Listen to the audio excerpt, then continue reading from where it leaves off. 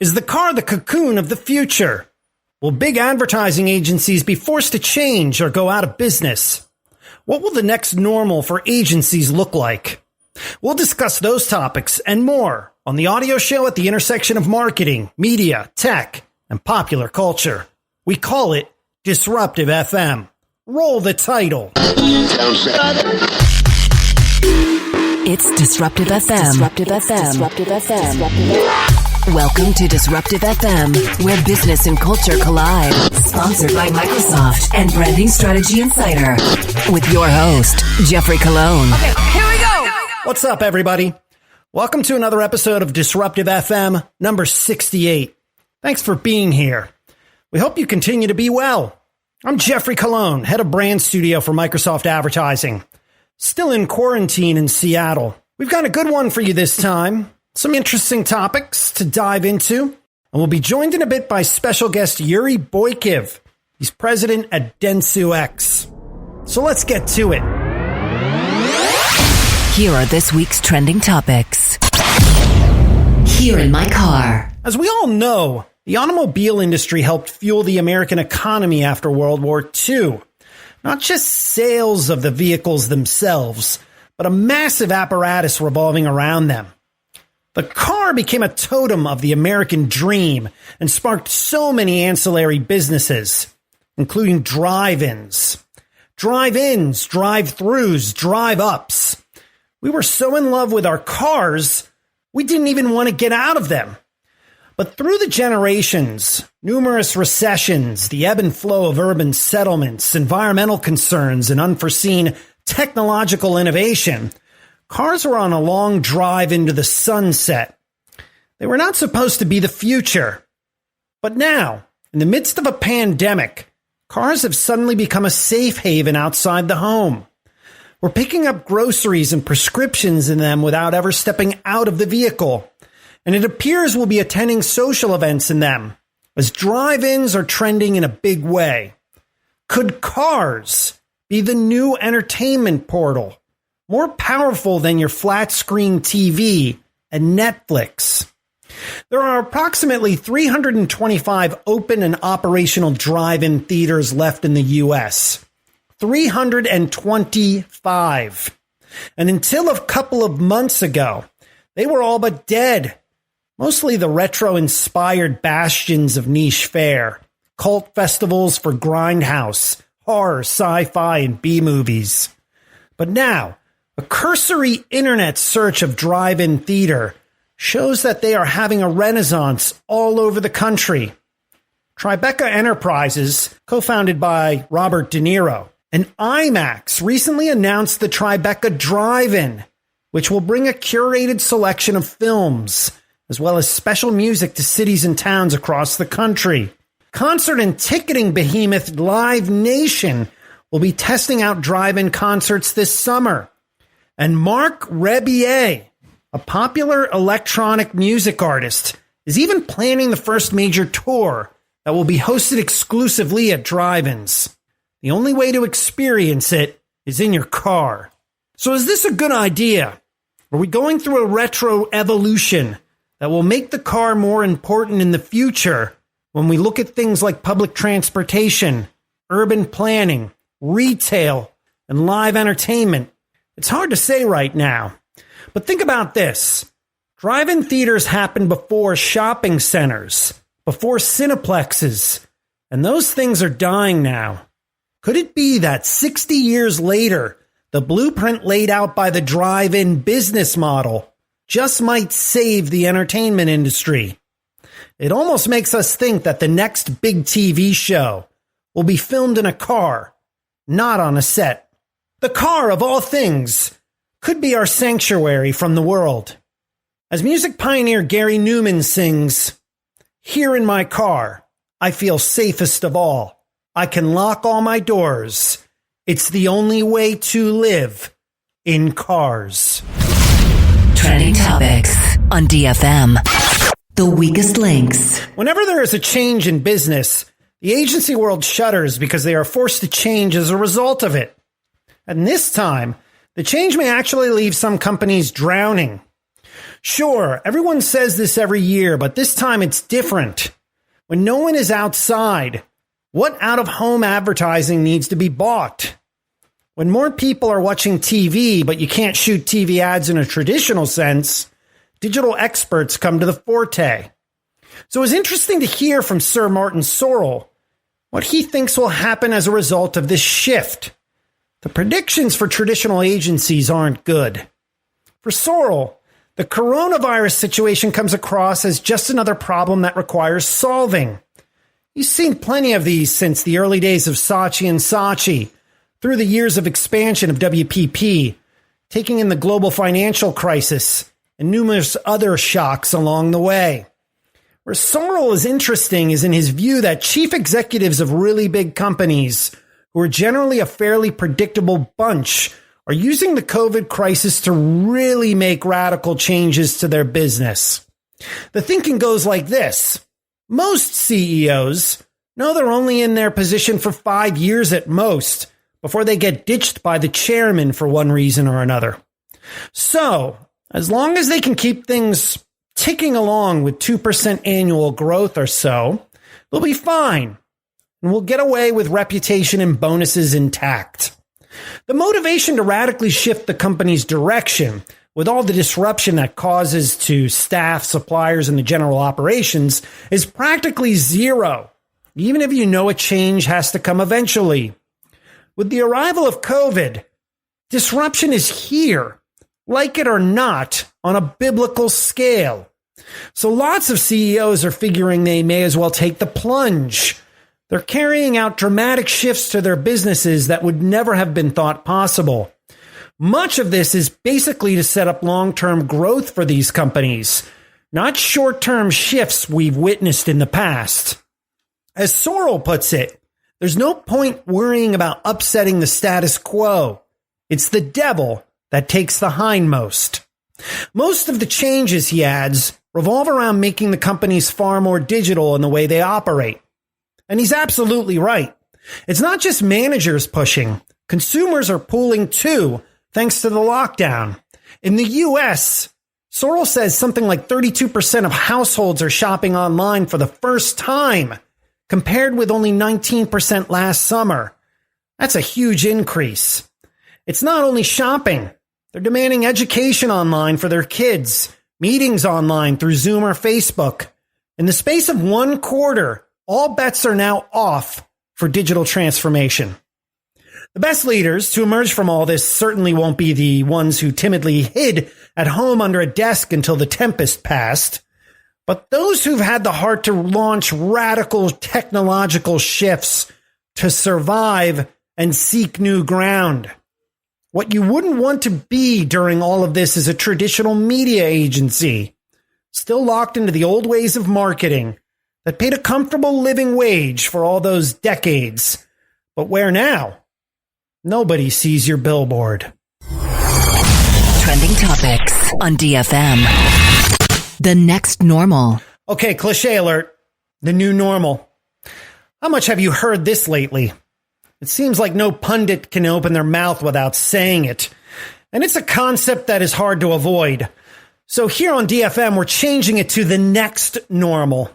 What will business look like in 5 years? What will the workplace look like in 2 years?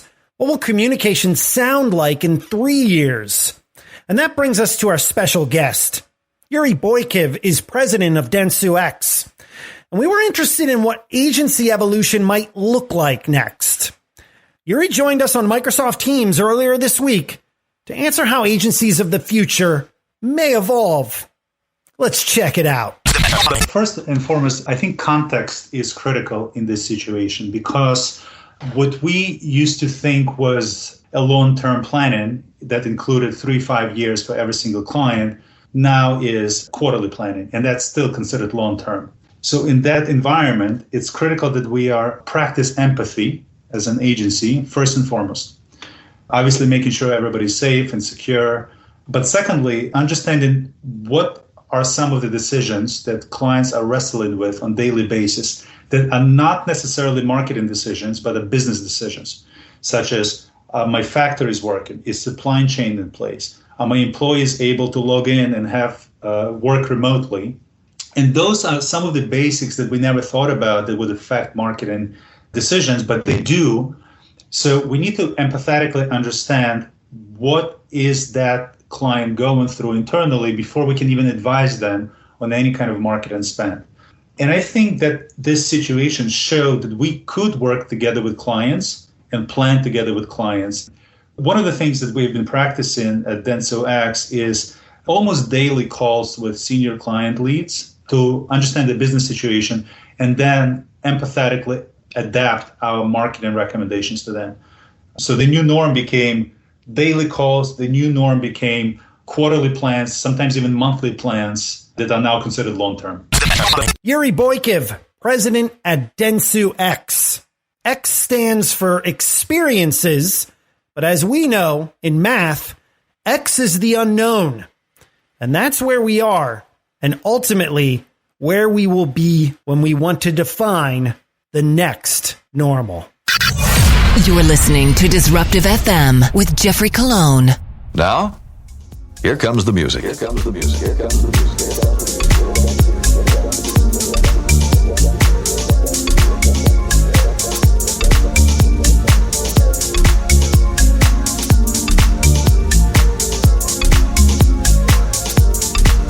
Hey, it's Disruptive FM, the culture of business. I'm Jeffrey Cologne.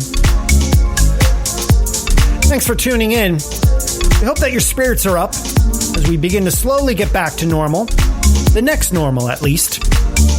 Please reach out to us and let us know how you're doing. The Twitter and Instagram handles are @DisruptiveFM, and connect with me personally on Twitter and Instagram @DJGeoffe. A huge thanks to our sponsor partners for their support. Microsoft Advertising, Intelligent Connections.